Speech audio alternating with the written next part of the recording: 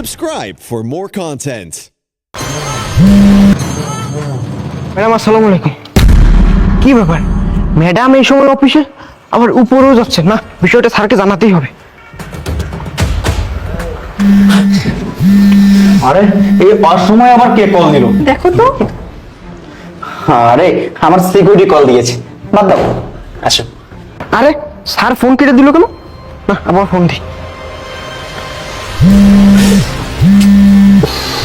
আবার কে কল দিল?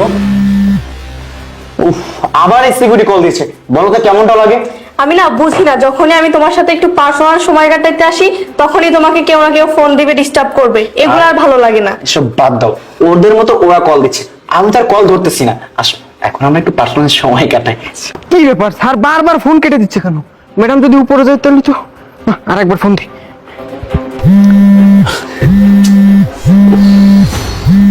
আমার রাগের শরীরটা টলমল করতেছে। আবার কে কল দিল বলো তো?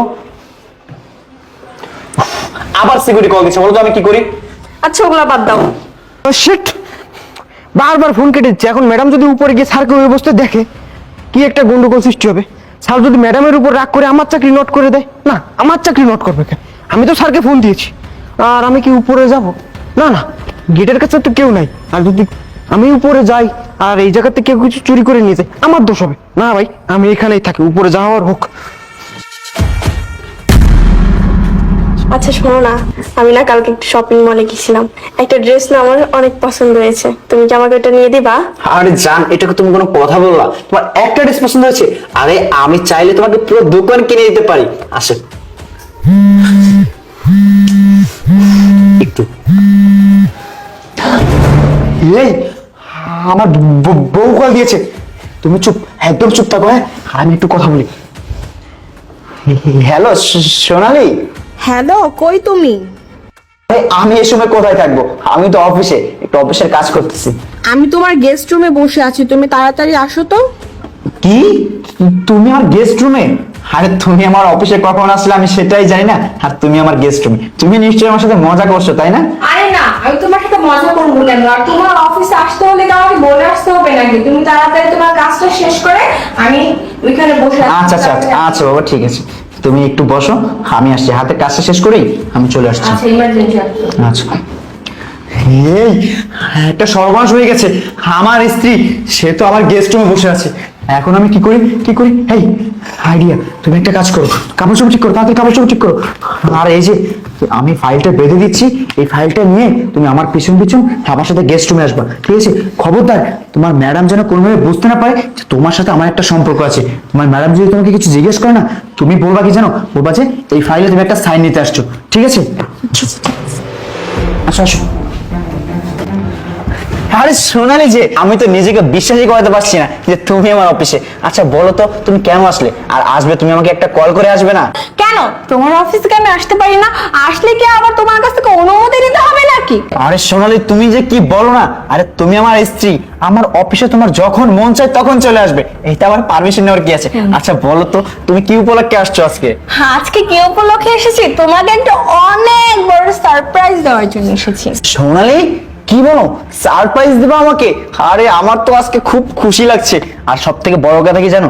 আর তুমি যদি আমাকে প্রতিদিন এরকম সারপ্রাইজ দাও না, তাহলে আমার দিনগুলো খুব ভালো কাটে। এই দাও তো, কি সারপ্রাইজ আনছো? দাও দাও। হ্যাঁ হ্যাঁ দাঁড়াও দিচ্ছি। আর এই সারপ্রাইজ দেখার পর তোমার চোখ একবার কপালে উঠে যাবে। আচ্ছা ছাড়, তাহলে আমি আসি। এই না না না, তুমি যাবে কেন? তুমি এখানেই দাঁড়াও। তোমার স্যারকে আমি সারপ্রাইজ দিব, তুমি পার্সোনাল অ্যাসিস্ট্যান্ট বলে কথা। তুমি কি চলে গেলে হয়? তুমি তোমার স্যারের সব ভালো মন্দ দেখো, সারপ্রাইজটা তো দেখবে, তাই না? সোনালি, আমার পার্সোনাল অ্যাসিস্ট্যান্ট, ওর সামনে না দিয়ে আমাকে পার্সোনাল দিতে পারো? না না, তোমার পার্সোনাল অ্যাসিস্ট্যান্ট যেহেতু, তোমার সব পার্সোনাল বিষয় তো উনি থাকে, তাই না? তো সারপ্রাইজের বেলায় কেন থাকবে না? আমি চাই তোমার পার্সোনাল অ্যাসিস্ট্যান্ট তোমার সারপ্রাইজটা দেখুক আর দেখে বলুক কেমন। ঠিক আছে, কোনো সমস্যা নেই, তুমি দাও। তারপর আমাকে এখন তাড়াতাড়ি দাও তো। আচ্ছা আচ্ছা দিতেছি। দাও, আমার আর খুশিতে তর সইছে না, একটু তাড়াতাড়ি। দেখার পর আরো বেশি খুশি আচ্ছা হবে। দাও, তুমি আমাকে দেখি।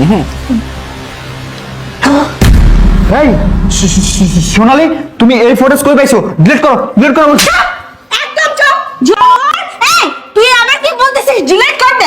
ডিলিট করলে সমস্ত সত্যি কখনো মিথ্যা হয়ে যাবে না। এই সোনালি, তোমার সাহস দেখে আমি অবাক হয়ে যাচ্ছি। এই তুমি কি ভুলে গেছো যে ও আমার পার্সোনাল অ্যাসিস্ট্যান্ট, আর তুমি কিনা ওর সামনে আমাকে থাপ্পড় মারলে?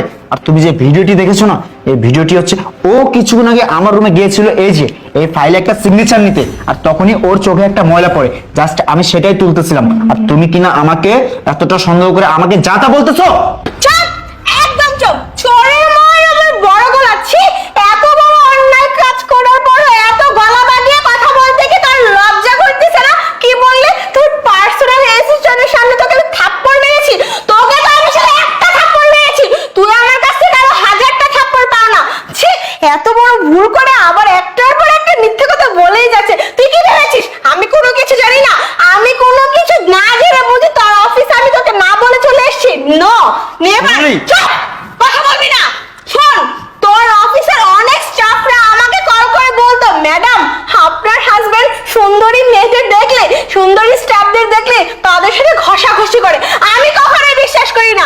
আজকে যখন তুই ক্লাসের সময় এই মেয়েটাকে নিয়ে, তোর পার্সোনাল অ্যাসিস্ট্যান্টকে নিয়ে তোর অফিস রুমে যাচ্ছিলি, তখনই একটা স্টাফ আমাকে কল করে বলে, ম্যাডাম আপনি তো আমার কথা বিশ্বাস করেন না, আপনি যদি আমাকে বিশ্বাস নাই করেন আপনি এক্ষুনি অফিসে আসুন, আসলে দেখতে পারবেন আপনার স্বামী কি করতেছে।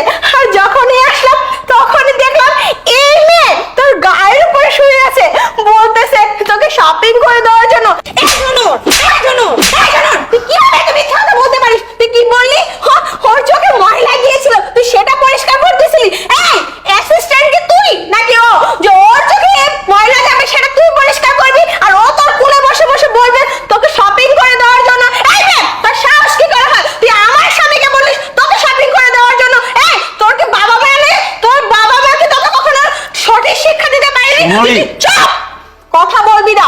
যদি অন্যের স্বামীর সাথে ডঙ্গলীলা করিস, তামাশা করিস, এই তুই জানবি না ওর ওয়াইফ আছে, আমি আছি, এসব জানার পরে তুই কি করে তোর স্যারের সাথে এরকম একটা নোংরা কাজ করতে পারলি? আর তোরা তো নোংরা, তোদের দ্বারা তো এই নোংরা কাজ ছাড়া আর কোনো কিছু সম্ভব না।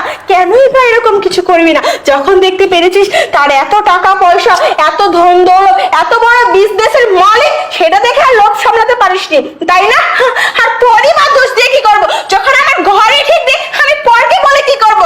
এই ছোট লোকের বাচ্চা, তোকে আমি কি দেইনি বল? তোকে আমি কি দেইনি? তুই বাড়ি গাড়ি টাকা পয়সা অর্থ সম্পদ তুই আমার কাছ থেকে যখন চেয়েছিস আমি তোকে তাই দিয়েছি। তুই বলেছিস তুই পরে চাকরি করতে পারবি না, আমি আমার বাবার বিজনেস পর্যন্ত তোকে দিয়ে দিয়েছি। তোর মনে নেই তুই আগে কি কাজ করতি? তুই সামান্য একটা স্টাফ ছিলি অফিসে, তুই মাত্র 10,000 টাকা ইনকাম করতে সংসার চালাতি, এখন তুই মাসে 10 লক্ষ টাকার উপরে তুই ইনকাম করিস।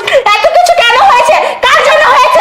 শুধুমাত্র আমার জন্য হয়েছে। তুই ঢাকা শহরে 3,000 টাকার রুম নিয়ে ভাড়া থাকতি, আর এখন কিনা তুই এত বড় একটা বিল্ডিং এ থাকতেছিস, এসে বাতাস খাচ্ছিস, যখন কিনা এত কিছু পাওয়ার পরও তুই আমার সাথে এরকম বেমানি করতে পারলি?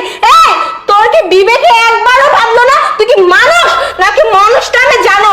আর যাই হোক, তোর মতো নষ্ট পুরুষের সাথে আমি আর একটা কথা বলতে চাই না, তোর সাথে আমি আর একটা মুহূর্ত কাটাতে চাই না। তুই ভালো ভালো আমার বাড়ি থেকে চলে যাবি, আমার অফিস থেকে যাবি, নাকি বল তোর ঘাড় ধাক্কা দিয়ে বের করবো? এই সোনালি, এই তুমি এসব কি বলছো?